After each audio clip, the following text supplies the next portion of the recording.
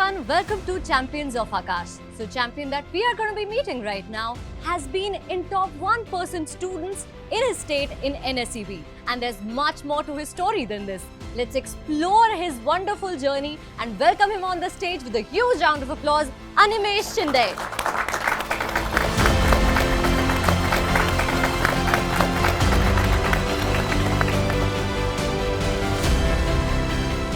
So Animesh, congratulations first and Thank you, foremost. ma'am. And I want to know when did you start thinking about like being a doctor? Actually, I would say it was in the lockdown when we got a lot of time to think about ourselves that I learned that I have a more inclined towards the subject of biology. Also, both of my parents are doctors, so they also are my ultimate inspiration to enter into the field of medicine. And so it all culminated into that I would love to become a doctor. Why did you choose Akash? Akash, because there are a lot of centers of Akash all over India, due to which I gain an information about the competition I will face in the ultimate examination.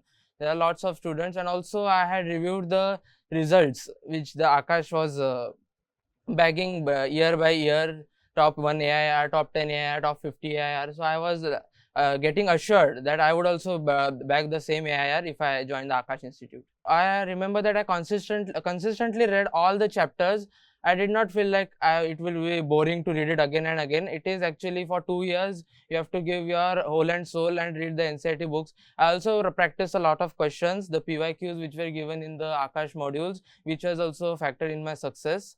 So ultimately, yeah, reading, consistent hard work and not getting demotivated by less results and analyzing your errors is the ultimate key. So as you said, people tend to get demotivated during Yes. this journey because there are many ups and downs. Yeah. So how did you get yourself together? What did you do to distract yourself and just be calm and then try again? I remember that I used to listen to music, or rather also play music on my guitar or synthesizer. I also remember chatting with my parents, my elder brother who has also been helpful during my journey, my faculties. All of them really chatted with me. They told me that you should analyze your mistakes, you should not feel demotivated, don't feel low that you're getting less marks right now. The final examination is yet to come. Just keep focusing on that and move on. Never lose hope. Just that is the main key. तो जब भी आप revision करते होंगे तो आपके सामने कई ऐसे टॉपिक्स आते होंगे जो आपको शायद लगता है कि इन पे और इम्प्रूवमेंट करने की जरूरत है या ये याद नहीं हो रहे, तो how did you manage on like covering them up? So I remember that I used to practice a lot of questions. Like अगर मुझे पता चल रहा है कि ये मेरा weak है, so I remember that I used to go through the PYQs. like कि इसमें से क्वेश्चन कौन से टाइप ऑफ क्वेश्चंस आ रहे हैं, तो उसमें से कौन से टाइप ऑफ क्वेश्चंस आ रहे हैं, तो उससे आइडिया आता है कि वो टाइप ऑफ क्वेश्चंस अगर हम लोग प्रैक्टिस कर लेंगे तो फिर हमें एक आइडिया आ जाती है कि जो हमारा वीक टॉपिक है वो भी उसमें से कवर हो जाता है through questions. So question solving is a important factor in covering the weak topics. So as we know के बहुत ही टफ कंपटीशन है एज यू मेंशन्ड अर्लियर, तो जो पीयर प्रेशर और जो पीयर लर्निंग है वो कैसी रही है आपके कोचिंग इंस्टीट्यूट में? पीयर प्रेशर तो रहा है. आज मैं आई सेड कि आकाश से हम लोग का आइडिया आ जाता है कि कितना कंपटीशन है, क्योंकि there are lot of centres of Aakash all over India. So by exams such as the AITS and the last FTS and all, we get an idea कि हमारा competition क्या है. तो उससे peer pressure हमको पता चलता है कि कौन 700 प्लस रहा है, कौन 710 प्लस रहा है, कौन 720 ला रहा है. तो उससे एक आइडिया आ जाता है कि बाकी के स्टूडेंट्स कैसे प्रिपेयर कर रहे हैं, how they are preparing, and that gives us a motivation कि हम भी वैसा कर सकते हैं, हम भी इतना कोशिश करें तो पहुंच सकते हैं. सो peer pressure has been on a more positive side for me.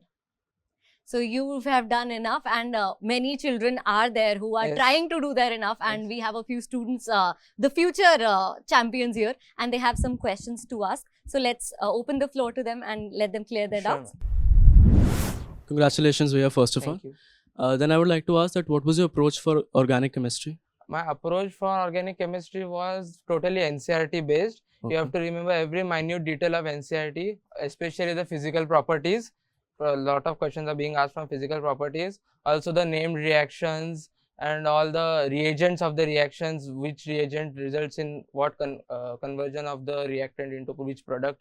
NCERT is the ultimate key. Each and Okay. every line of NCERT. Thank you. भैया आपने इनऑर्गेनिक कैसे करी थी? Inorganic chemistry also, as I highlighted, NCERT is a must for inorganic chemistry too.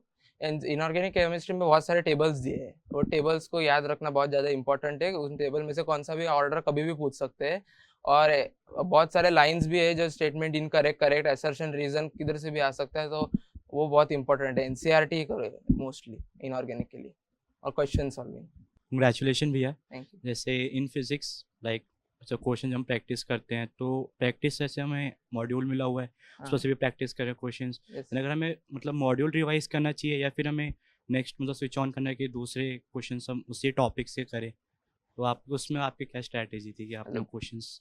सबसे पहले तो module के sub level के एक्सरसाइजेस सॉल्व करने ही चाहिए। मॉड्यूल के फॉर्मूला बैंक रहते हैं वो रिवाइज करनी चाहिए, क्विक रिवीजन रहता है वो देना चाहिए। उसमें क्विक रिवीजन में बहुत बार थ्योरेटिकल पॉइंट्स को हाईलाइट किया जाता है, तो वो इम्पोर्टेंट है रिवाइज करने को। पीवाईक्यूज पे मोस्टली ध्यान देना चाहिए।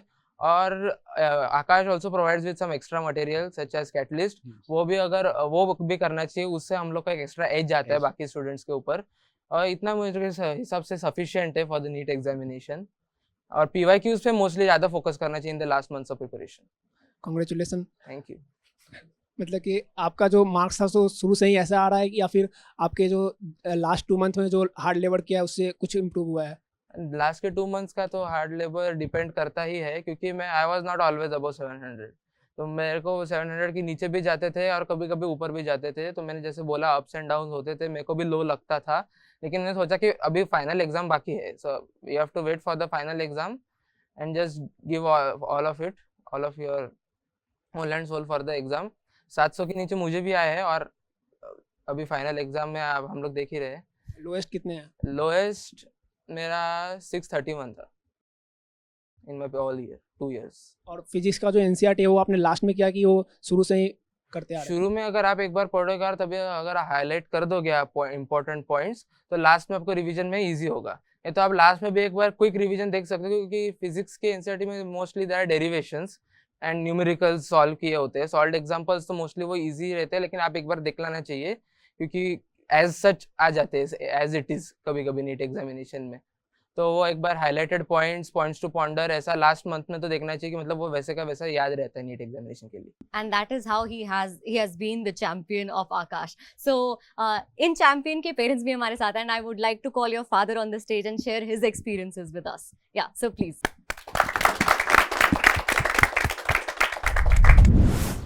सर सबसे पहले तो many congratulations, he has scored this well, and I know सिर्फ बच्चे की मेहनत नहीं होती है, पेरेंट्स की भी अपनी बहुत ज़्यादा मेहनत होती है बच्चे को वो इन्वायरमेंट प्रोवाइड करने में। तो आपने इसको सपोर्ट करने के लिए क्या क्या किया है इस पूरे टाइम के ड्यूरिंग, ताकि he gets the best of everything? Exactly जैसा है कि इसका जो प्रोसेस है 2 साल है, मतलब जो रिज़ल्ट अभी आता है मेहनत इसकी है पूरी। और मतलब इतना एफर्ट्स डाले हैं उन्होंने कि लाइक मतलब डे नाइट करके, मतलब मोर देन 8 hours 10 hours कभी कभी है, पूरा बुकलेट है। और वेरी सिंसियरली जो टीचर्स बोलते हैं, मतलब विदाउट डाउटिंग कि जो आकाश के टीचर्स ने बताया कि ये कंप्लीट करना है, तो मॉड्यूल्स कंप्लीट करना है, तो वो जो उसको एडवांटेज आज मिल रहा है and he is feeling good about it कि हमने उनका पूरा वो सुना है। तो मतलब जो है कि घर पे इस मेरे से ज़्यादा मैं एक्सटर्नल थोड़ा देख रहा था, तो इसकी माँ ने पूरा उसके साथ 2 साल स्पेंड किए हैं, और वाकई में बहुत मेहनत की है उसने। बिल्कुल सर, पेरेंट्स की मेहनत भी होती है। बिल्कुल।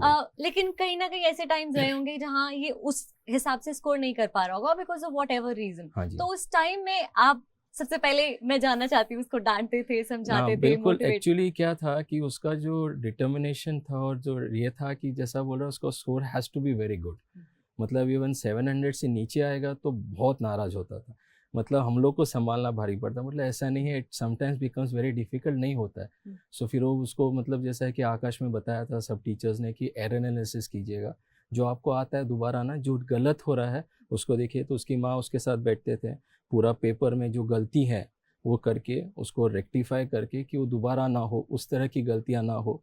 और एग्ज़ाम्स के बाद भी मतलब जैसा 12th बोर्ड होने के बाद तो काफ़ी हद तक, और हर एग्ज़ाम करीबन उसने जितने भी आकाश ने लिए, मतलब एक चीज़ मैं कहना चाहूँगा एज पेरेंट्स कि आकाश का जो पूरा जो सिस्टम है, टीचर्स तो है ही लाजवाब है, सपोर्ट सिस्टम बहुत बढ़िया है।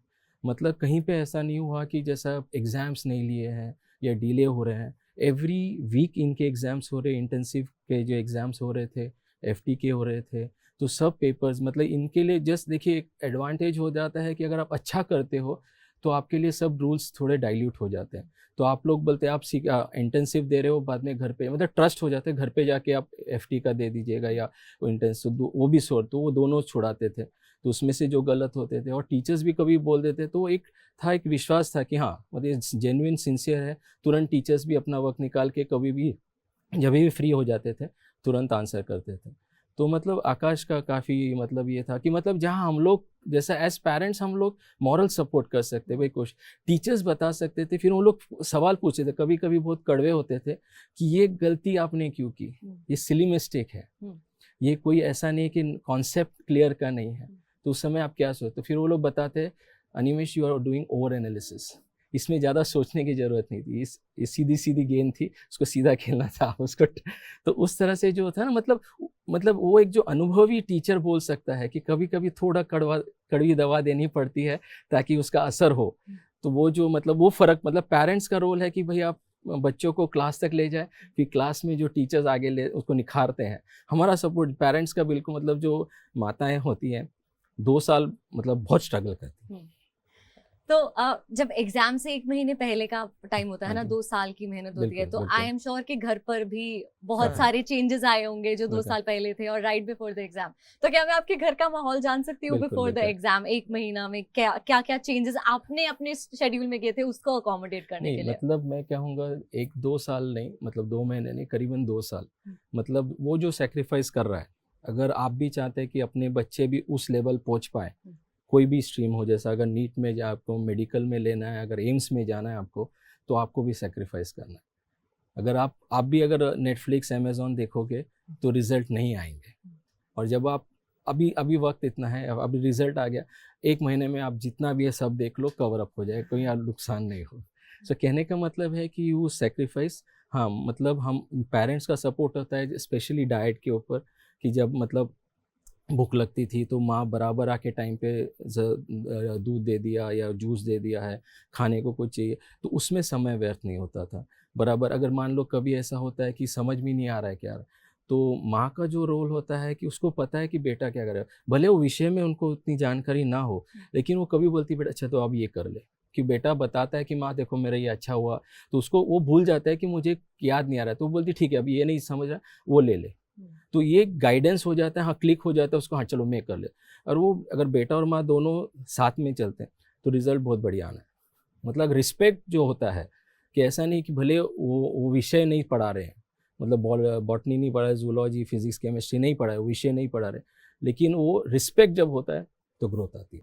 अब जब आकाश में आते हो तो इस उम्मीद से आते हैं कि आकाश पूरा माहौल बना, मेहनत तो आपको करनी है लेकिन कहीं पे भी कम नहीं पड़ेगा, मतलब चादर पूरी फैली है, आपको जंप मारना है, जब मार के चैंपियन Yes, बनना है। तो जितने भी अभी नीट एस्पिरेंट्स है, what tips would you give them to get the best out of them? As my father has rightly pointed out कि सबसे पहले तो अपने टीचर्स और अपने पेरेंट्स की बात टोटली उनको मानो और उनको अपने सर आंखों पर रख दो कि टीचर्स और पेरेंट्स जो बोलते हैं आपके भले के लिए बोलते हैं, उनको भी आपका अच्छा ही चाहिए, they want better, they really think better of you, so उनका बात मानो। और फिर एज आई सेड कि complete revision and consistent hardwork ही है जो आपको अल्टीमेट सक्सेस की तरफ लेकर जाएगा।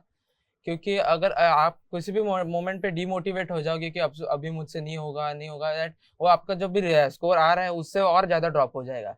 उससे अच्छा जस्ट रिमेंबर कि अभी फाइनल एग्जाम बाकी है, the final exam is yet to come, we have to score better in that, no one is going to see the marks in the test before that, they are only practice test, so you have to ultimately score better in the final exam. So just do not lose hope, just listen to your parents and teachers and just keep on doing the consistent hard work. Keep on doing the consistent hard work and you will be a champion one day, just like Animesh did. Thank you so much, sir. Thank you so much, Animesh. It has been a great conversation. I wish you all the very best. Thank you.